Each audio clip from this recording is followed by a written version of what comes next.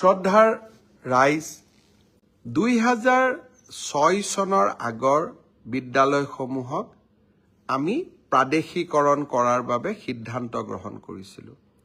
কিন্তু প্ৰাদেশিকৰণ সিদ্ধান্ত কৰিবলৈ যাওঁতে সেই সময়ত কিছু লোকৰ আক্ষেপ থাকি গৈছিল যে কেইটামান চৰ্ত পূৰণ কৰিব নোৱাৰাৰ বাবে তেওঁলোকৰ বিদ্যালয়সমূহ প্ৰাদেশিকৰণ নহলগৈ।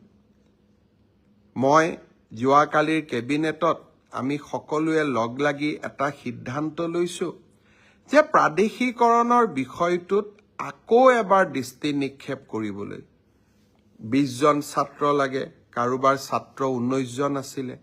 2006 চনৰ প্ৰতিষ্ঠাৰ আগৰ প্ৰমাণ লাগে, কিন্তু বসুন্ধৰা নাথাকাৰ কাৰণে মাটিৰ পাত্তা পোৱা নাছিলে। কাৰোবাৰ কোৱালিফিকেশ্যনৰ লগত সেই সময়ত তেওঁলোকৰ কোৱালিফিকেশ্যন নাছিলে, পৰৱৰ্তী সময়ত কোৱালিফিকেশ্যন আয়ত্ত কৰিব পাৰিলে।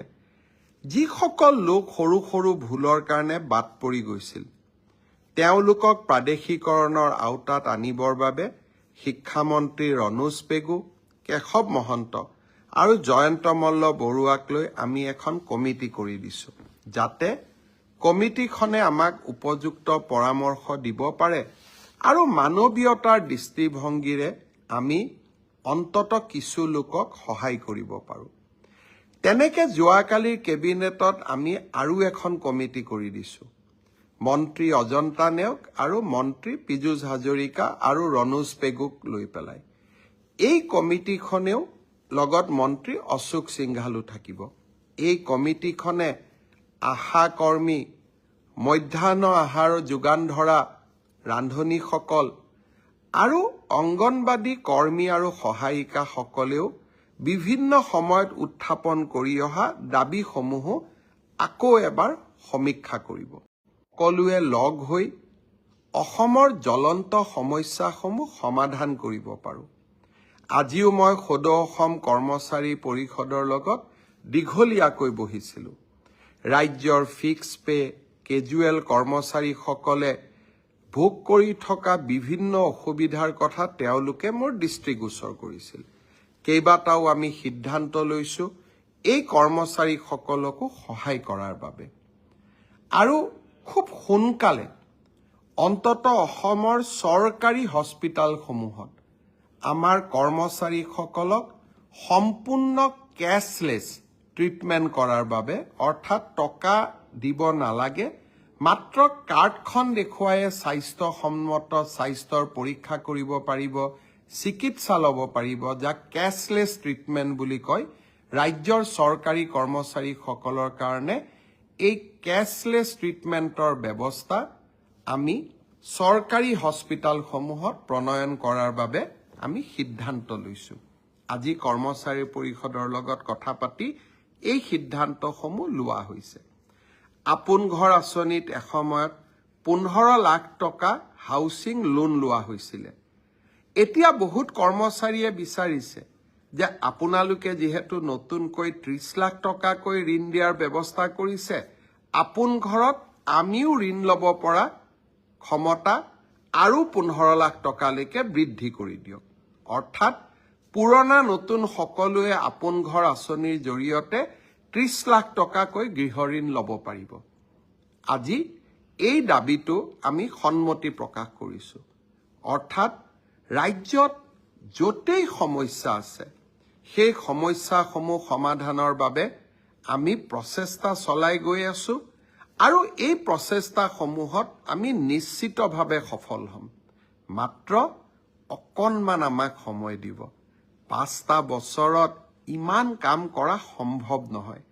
তথাপিতো সম্ভৱ আৰু অসম্ভৱৰ দেওনাক অতিক্ৰম কৰি যিমান পাৰোঁ প্ৰতিটো পল, প্ৰতিটো ক্ষণ অসমৰ ৰাইজৰ বাবে কাম কৰাৰ বাবে আমি সকলোৱে প্ৰচেষ্টা কৰি আছোঁ। আপোনালোকে আশীৰ্বাদ কৰিব। আজিৰ ব্ৰডকাষ্টত আৰু বহুত কথা কম বুলি ভাবিছিলোঁ, কিন্তু মাঘ বিহুৰ আগতে বহুত কথা ক'লে আমাৰ মনতো নাথাকিব। গতিকে মাঘ বিহুৰ পিছত আকৌ এটা নতুন ব্ৰডকাষ্টত আৰু কেইবাটাও খবৰ দিবৰ বাবে যত্ন কৰিম। অহা ২৬ তাৰিখে ডিব্ৰুগড়ত প্ৰথমবাৰৰ বাবে গণৰাজ্য দিৱসৰ পতাকা অসমৰ মুখ্যমন্ত্ৰীয়ে উত্তোলন কৰিব।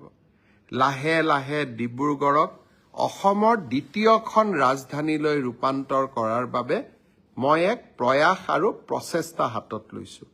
আপোনালোকে সহযোগিতা কৰিব আৰু বহুত কাম কৰি গৈ থাকিম। আপোনালোকৰ পৰা এতিয়া মোৰ পৰামৰ্শ বিচৰাৰ সময়। এই বছৰটো আমি কিতাপৰ বৰ্ষ হিচাপে পালন কৰিব গৈ আছো।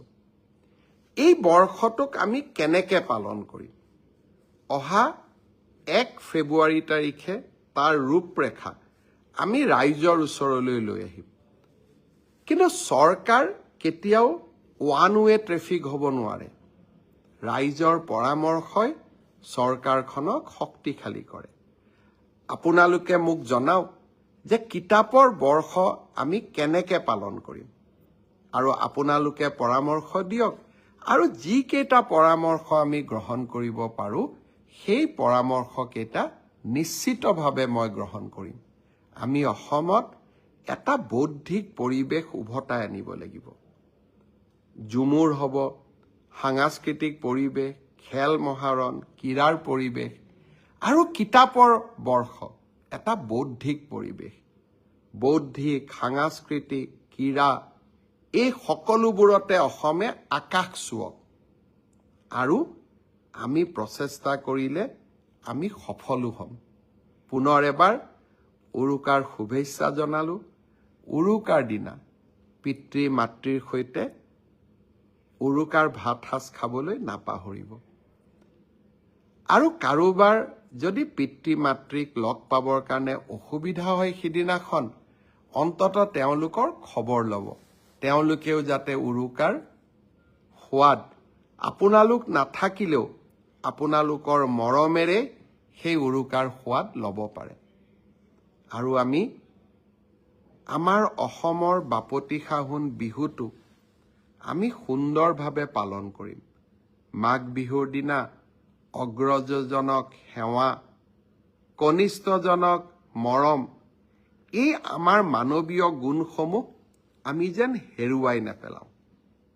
আৰু যিসকল পিতৃ মাতৃ, আমি আমাৰ ল'ৰা ছোৱালীক এই মানৱীয় প্ৰমূল্যসমূহ আমি শিকাম। মেজিৰ জুইত আমি অমংগলক বিদায় দিম। মেজিৰ জুইত আমি দুষ্কৃতিক বিদায় দিম। আৰু মেজিৰ জুইৰ মাজেৰে আমি আমাৰ ৰাজ্যখনলৈ, আমাৰ পৰিয়ালটোলৈ আলোকৰ বন্তি গছি আমি আকৌ এবাৰ একেলগে জ্বলাম। উৰুকা বিহু সকলোৰে বহুত বহুত শুভেচ্ছা জনায়, আৰু নতুন বছৰৰ অজস্ৰ শুভকামনাৰে আপোনালোকৰ পৰা বিদায় লৈছোঁ। বহুত বহুত ধন্যবাদ। জয় হিন্দ, বন্দে মাতৰম।